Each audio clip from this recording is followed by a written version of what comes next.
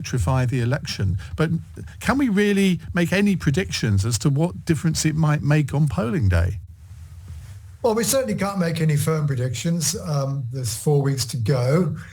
What do we know? We know two things. One is that hypothetical polling, and hypothetical polling should always be regarded carefully, but hypothetical polling, which has asked people, would you vote for reform if Mr. Farage were leader, has suggested that even with reform now running on average at about 11%, that, Mr. Farage's presence might add another 2 or 3 points. So certainly associating with Mr. Farage with reform is at least positive in the eyes of some voters.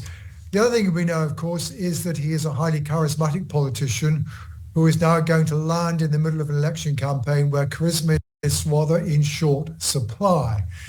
Now, I think what I think perhaps is most likely, I mean, one of the most important things that hasn't happened in this campaign so far is that support for reform has not gone down since Mr. Sunak called the election. And for the Conservatives, getting the reform vote down is crucial because it's very clear, despite what Anne Widdecombe said, that the vast majority of people who have switched to reform voted Conservative in 2019. Maybe some of them would have voted Labour if reform were not on the ballot paper.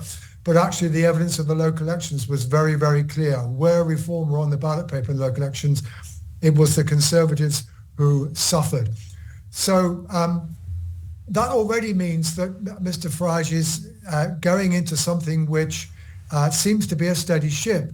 Now, if all he does is simply to ensure that support for reform is not squeezed in the next 4 weeks, that in itself will be bad news for the Conservatives.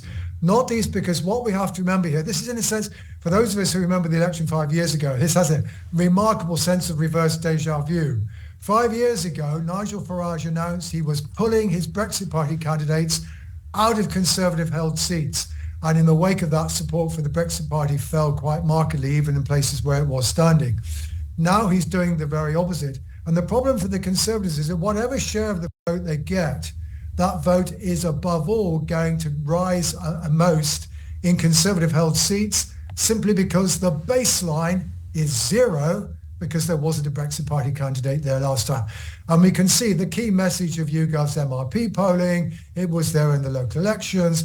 It was there in previous MRP polling. It was there in last year's local elections.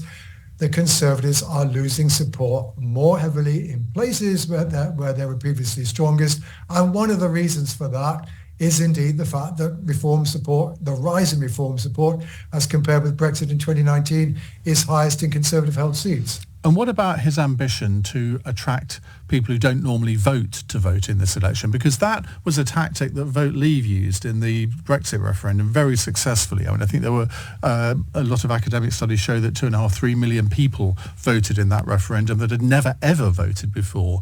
Could he pull that off here? Well, I have to say that has a slight reminder of the kind of arguments that the Corbynites used to use back in 2017 and 2019 with mixed results.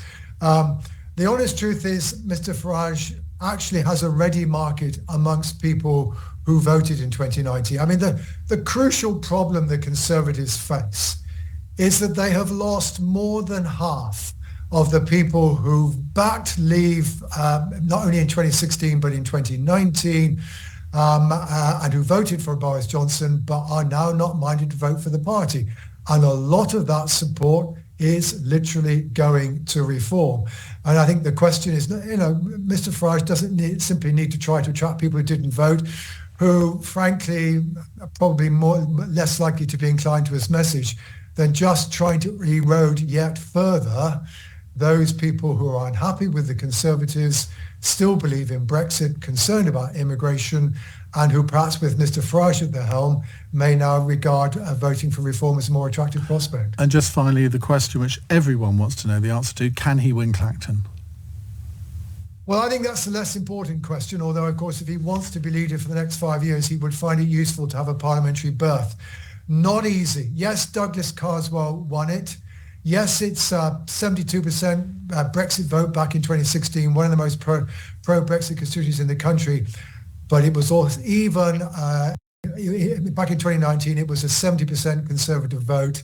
even in current circumstances, the Conservatives could still normally at least get 50% of the vote. Overhauling that is going to be perhaps an even bigger challenge than some of the other challenges that Mr Farage has taken on in his now quite lengthy and checkered career. John, thank you very much indeed. That's Professor Sir John Curtice there talking about Nigel Farage's return to